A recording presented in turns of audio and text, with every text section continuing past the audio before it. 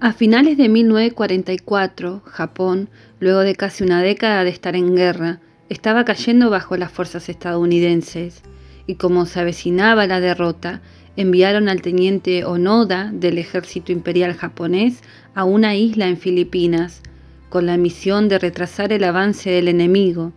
Las palabras que le encomendaron y que se le grabaron a fuego fueron las de no rendirse jamás, y así fue. Pero al año siguiente ya había tomado toda la isla Estados Unidos.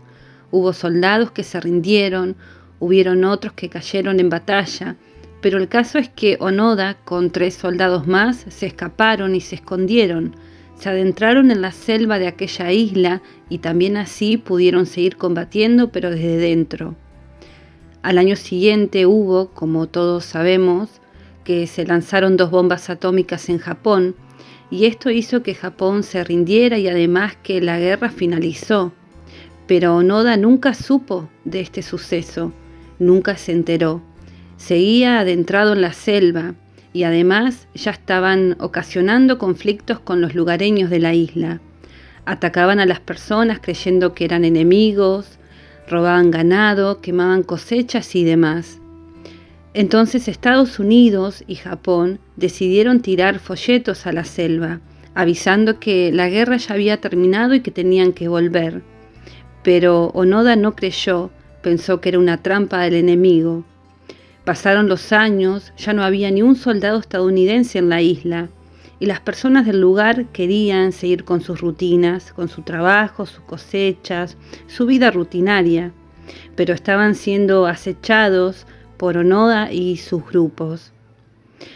También estuvo el gobierno filipino tirando panfletos, diciéndoles que salgan, que habían perdido y que ya no había más guerra, pero nuevamente hicieron caso omiso.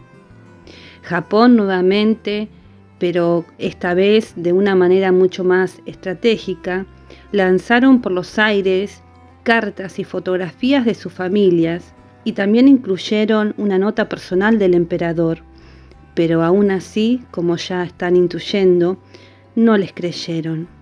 Y tuvo que pasar algo que fue en 1959, y fue que la gente de la isla, ya hartos del miedo y cansados por los destrozos, que decidieron contraatacar. Uno de sus compañeros se rindió, otro falleció, y el último fue abatido por la policía en 1972, luego de encontrarlo quemando un campo de arroz. Las noticias empezaron a surgir entre los rumores y las especulaciones, porque claro, uno había aparecido, entonces podría haber algunas sospechas de que el mismísimo Onoda seguía con vida aún en aquella selva.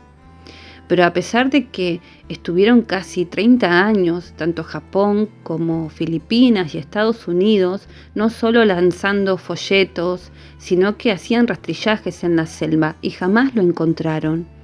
Entonces Onoda pasó a ser una leyenda, un misterio. Y acá viene otro personaje peculiar de esta historia, un joven japonés llamado Suzuki, un aventurero. Algunos decían que era algo medio hippie. Había dejado sus estudios por irse de mochilero a conocer y explorar Asia. Vivía de lo que podía, comía de lo que podía y hacía algún trabajo de alguna cosita que le iban ofreciendo mientras él hacía su camino. Pero cuando Suzuki regresa a Japón, entre decidir retomar sus estudios o emplearse, decide prestar atención a aquella leyenda sobre Onoda, y como no le interesaba lo anterior, pensó que él podría ser el primero, el único en encontrar a Onoda, así que se fue hasta la isla. ¿Y ustedes qué piensan? ¿Fue con alguna estrategia o alguna defensa por las dudas? Bueno, sí. Lo único que él tuvo como estrategia fue adentrarse en la selva y empezar a gritar a los 4 vientos el nombre de Onoda y decir que el emperador estaba preocupado por él. ¿Y saben qué pasó? A los 4 días lo encontró. Dicen que se llevaron muy bien, que estuvieron algún tiempo en la selva, y en una de esas tantas conversaciones, Suzuki le pregunta a Onoda por qué se quedó y continuó.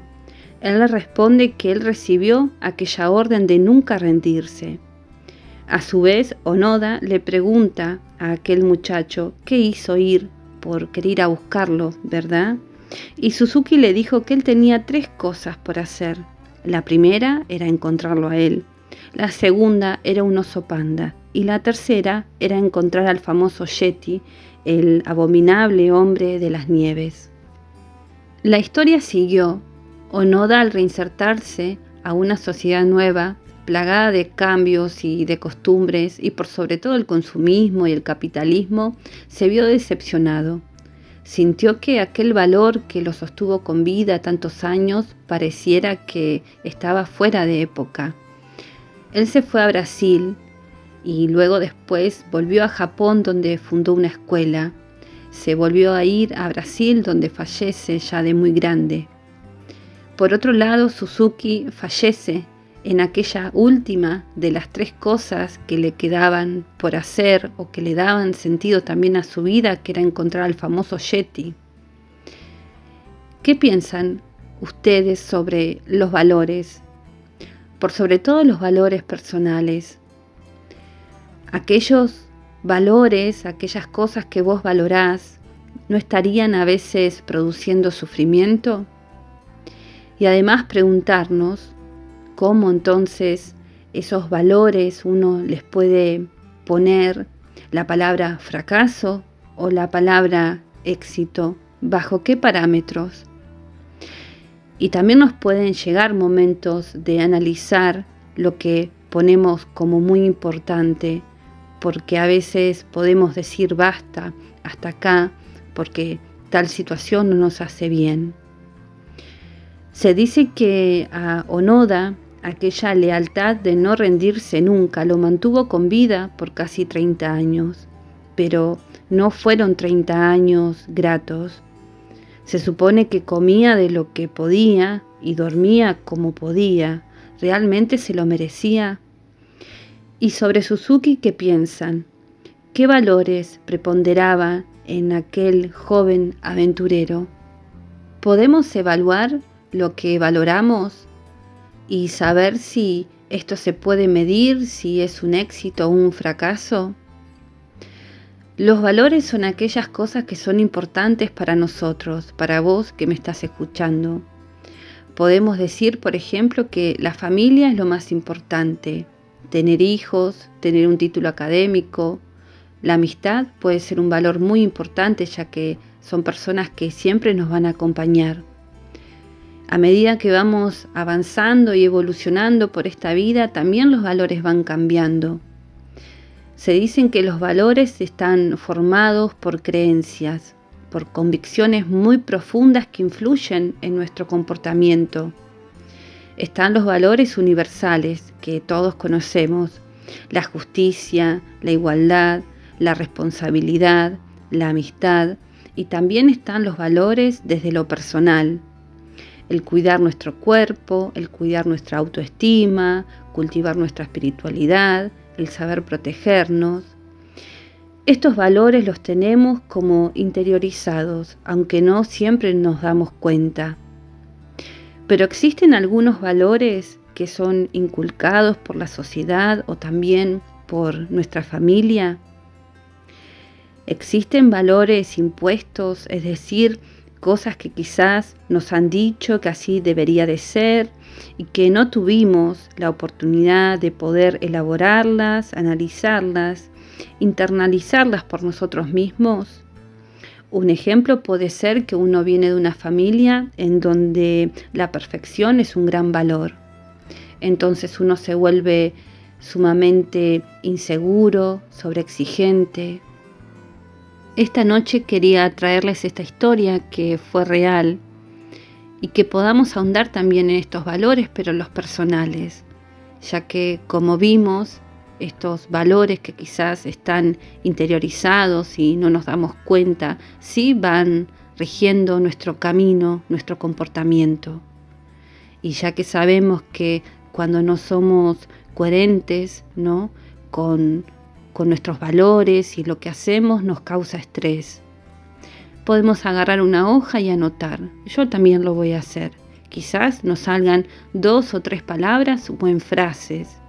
Y quizás también nos vamos a dar cuenta de aquellos valores que no nos pertenecen. Valores quizás que vienen desde la familia, ¿no? Porque hay familias que les dan más importancia por ahí a lo físico, ¿no? Al dinero, al éxito, pero ¿bajo qué parámetros? ¿Verdad? Es como se dice, una persona es ambiciosa con lo de uno o con lo de los demás. Una persona se quiere ver bien para sí misma o quiere ser totalmente una perfección para los demás o se compara con los demás. O uno quizás, no lo sé, cree que estar siempre positivo es un gran valor y para otra persona no, prefiere mostrarse con los cambios de la vida y los estados de ánimo que todas las personas atravesamos. Quería dejarles esto esta noche y les mando un beso muy muy grande y que descansen.